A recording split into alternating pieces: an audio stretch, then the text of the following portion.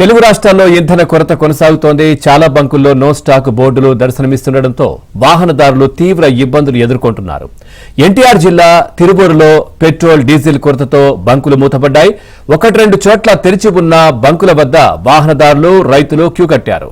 వరి కోత మిషన్లకు డిమాండ్ ఏర్పడడంతో అధిక ధరలకు మాట్లాడుకుని రైతులు నష్టపోతున్నారు. అధికారులు వెంటనే స్పందించాలని డిమాండ్ చేస్తున్నారు.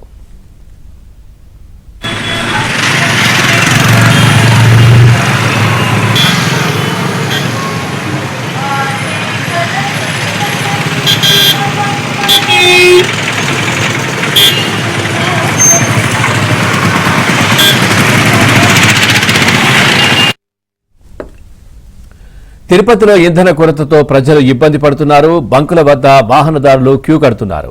సప్లై లేకపోవడంతో నిర్వాహకులు బంకులు మూసివేశారు. గత రాత్రి పెట్రోల్ బంకులను కలెక్టర్, ఎస్పీ తనిఖీ చేశారు. ఇవాళ మధ్యాహ్నం వరకు సమస్య తీరుతుందని ప్రకటించారు.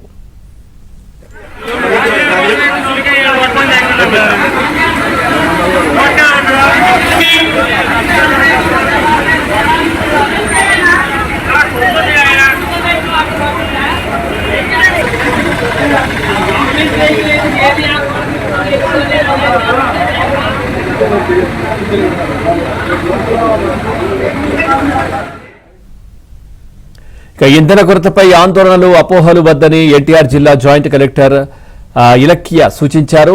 డిమాండ్కు తగ్గ సరఫరా ఉందని, అసత్య ప్రచారాలు నమ్మొద్దన్నారు. వ్యవసాయం, ఆక్వా, ఆసుపత్రులకు అధిక ప్రాధాన్యమిచ్చి డీజిల్ సరఫరా చేస్తున్నట్లు తెలిపారు. 2 రోజుల్లో పరిస్థితి పూర్తిగా అదుపులోకి వస్తుందని జాయింట్ కలెక్టర్ తెలిపారు.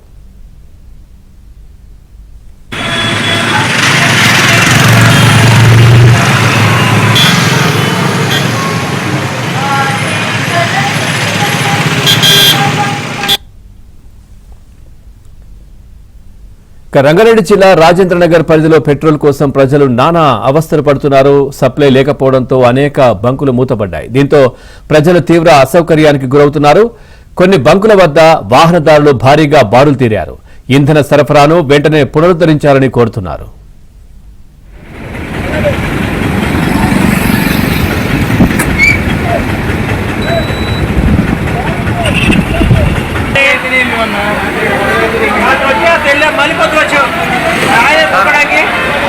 मेरे को 3 रोज हो गया बाबू, ये गाड़ी खड़ा है मेरा, ये डीजल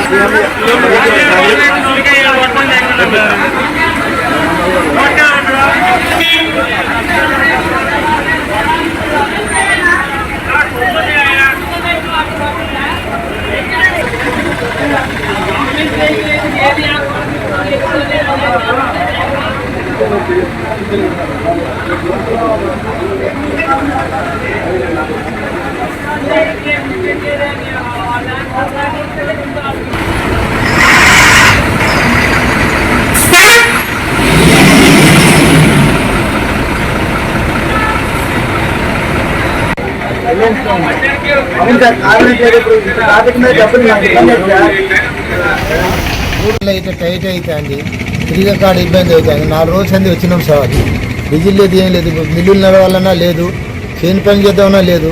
3-4 రోజులు తిరుగుతున్నాం. ఇప్పుడైతే ఇట్లా టైట్ అయితే ప్రభుత్వం ఎమ్మటే డీజిల్ పంపించాలని నేను కోరే అవకాశం ఉన్నది.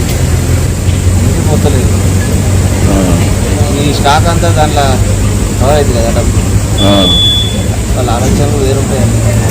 2 గంటల నుంచి ఇంతవరకు 20 లీటర్లు పోయినా 7 లాక్ తీసుకొని పోతా అంటే కూడా